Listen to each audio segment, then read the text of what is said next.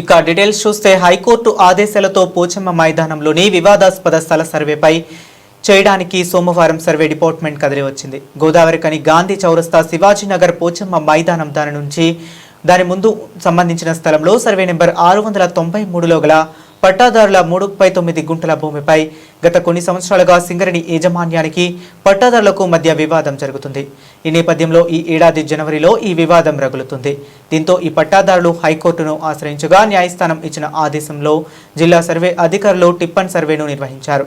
నగరం నలుమూలల అధికారులకు బృందాలుగా విడిపోయి లై తిరిగారు. పెద్దపల్లి రెవెన్యూ డిపార్ట్మెంట్ కి సంబంధించిన ఏడీఏ శ్రీనివాస్ ఆధ్వర్యంలో సర్వే నిర్వహించడానికి కార్పొరేషన్ అధికారులు, సింగరేణి అధికారులు ల్యాండ్ పట్టాదారుల సమక్షంలో సర్వే నిర్వహించారు. టిప్పర్ పరికరంతో భూ సర్వేకు సంబంధించిన శాటిలైట్ సిగ్నల్ ద్వారా సర్వేను చేపట్టారు.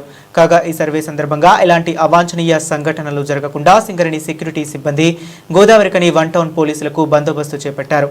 కాగా సర్వే అనంతరం రిపోర్టును అధికారులు హైకోర్టుకు సమర్పించనున్నారు.